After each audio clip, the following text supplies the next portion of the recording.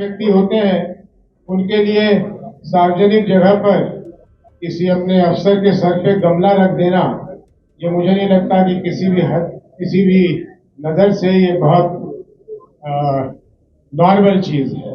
वरिष्ठ नेता बिहार के श्री दशरथ चौधरी जी को अपने पार्टी में इनका स्वागत करता हूं और इनके बगल भुवन पटेल जी हैं, बहुत ही अनुभव है, जेडीयू से बहुत दिनों से जुड़े हुए हैं और आज वे दोनों लोग हमारे पार्टी में मिल रहे हैं।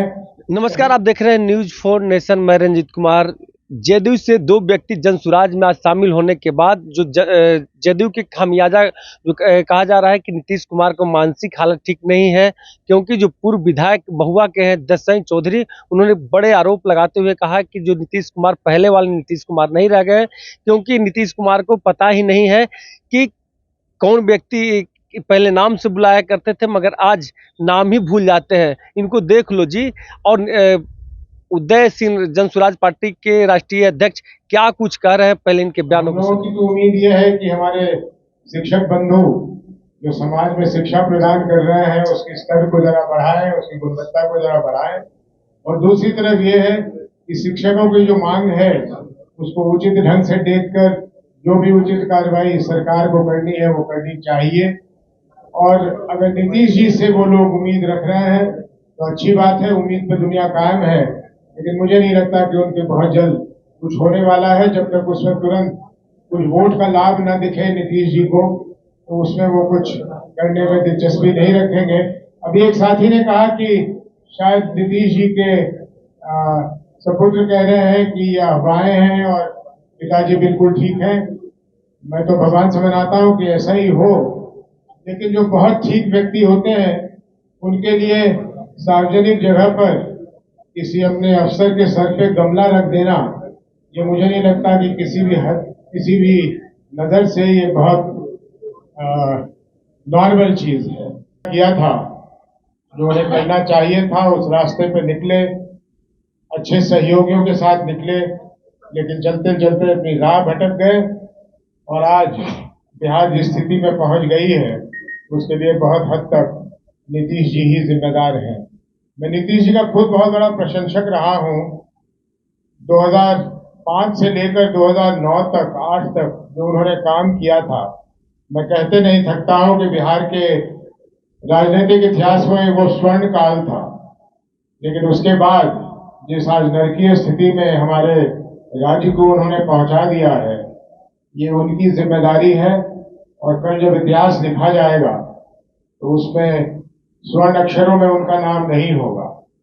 ये उनको समझना चाहिए। अब भी ईश्वर उन्हें स्वस्थ रखे, लेकिन उन्हें समझना चाहिए कि जैसे लोगों के साथ वो घिरे हुए हैं वो बिहार को बहुत,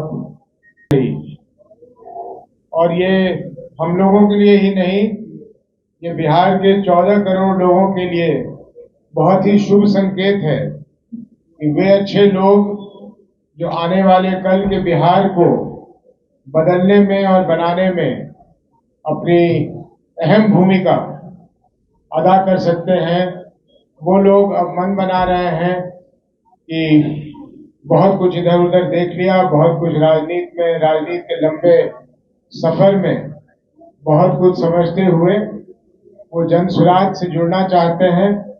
और हम लोगों को कितनी प्रसन्नता है, इसको बदलाने का मेरे पास कोई तरीका नहीं। तो सबसे पहले आज मैं अपने बगल हमारे वरिष्ठ नेता बिहार के श्री दशरथ चौधरी जी को अपने पार्टी में इनका स्वागत करता हूं और इनके बगल भुवन पटेल जी हैं, बहुत ही अनुभव है, जेडीयू से बहुत दिनों से जुड़े हुए हैं और आज वे दोनों लोग हमारे पार्टी में मिल रहे हैं।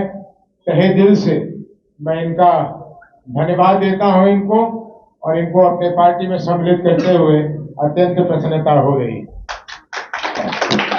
मैं ये वादा कर सकता हूं कि एक लिस्ट मेरे पास जरूर है उन जर्नलिस्ट की जिनकी रिक्वेस्ट आई हुई है कि वो लिस्ट सबसे पहले उनके साथ साझा किया जाए। उस लिस्ट में मैं आपका नाम लिख लेता हूँ। मुख्यमंत्री की भी घोषणा की जाएगी। किसकी? मुख्यमंत्री के डेट की घोषणा। भाई अगर मुख्यमंत्री जी की घोषणा होने लग जाए जैसे सब लोग कह रहे हैं प्रधानमंत्री की घोषणा करने लग हो जाए, तो फिर पार्टी की भी घोषणा हो जाए, फिर ये चुनाव किस लिए होता है मेरे समझ नहीं आता। आप लोग भी ये सवाल क्यों पूछते हैं? जो पार्टियां अपने मुख्यमंत्री के उम्मीदवार की घोषणा पहले कर देते हैं, चाहे वो जेडीयू हो या केंद्र में भारतीय जनता पार्टी हो, उनसे आप लोगों को सवाल पूछना चाहिए कि फिर लोकतंत्र बचा कैसे। कोई मन में अगर प्रश्न हो तो जरूर पूछ लें। कि महुआ से चुनाव लड़ेंगे फिर से? ये पार्टी निर्णय करेगी। तो चुनाव लड़ने के लिए हम नई पार्टी में आए हैं, बहुत दिनों से हम चुनाव नहीं लड़ रहे हैं और अभी भी हमारी मंशा है कि चुनाव नहीं लड़ा जाए। लेकिन पार्टी नहीं, चुनाव के समय सर नहीं, हमने कह दिया कि मैं संगठन में काम करने के लिए आया, हमको अपनी कोई इच्छा नहीं है। आपको बताए हम 3 बार एमएलए थे, एमपी थे, भारत सरकार में मंत्री थे चंद्रशेखर जी के साथ। अब हमको क्या बचा है एमएलए में चुनाव? लगा क्या सर, जदयू क्यों छोड़ दिए? जे आपने बोला कि जदयू में थे तो कोई भाग नहीं, भाग इसका मैं जवाब मैं उत्तर जिम्मेदारी नहीं दी गई। मैं उत्तर देखिए, जो राजनीति में लोग रहते हैं, जो सामाजिक काम करते हैं, जब वो कहते हैं कि हमें पद नहीं मिला या जिम्मेदारी नहीं मिली, इसका कहीं से भी अर्थ ये नहीं लगाना चाहिए कि वो इसलिए नाराज है कि उनको मंत्री नहीं बनाया गया या उनको पद नहीं मिला। इसका अर्थ ये है कि ये लोग जो समाज के सेवा के लिए पूरी जिंदगी को अर्पित करते हैं, उनकी यह अभिलाषा रहती है कि वो हमेशा कोई ऐसी जगह बने, कोई ऐसी उनसे काम ली जाए ताकि उनकी जो संपर्क जनता से है वो टूटे नहीं, वो बने रहे, और उनके मन में जो अपने लोगों के करने के लिए श्रद्धा है उसको वो पूरा कर सके। इसलिए दसाई जी के ये कहने का मतलब कि उनको कुछ जिम्मेदारी नहीं मिली या पद नहीं मिला, इसका अर्थ कतई ये नहीं है कि उन्हें क्योंकि मंत्री नहीं बनाया गया या संगठन में कोई पद नहीं दिया गया इसलिए वो जनता दल यूनाइटेड से नाराज हो गए। यही बात भुवन जी के लिए भी है।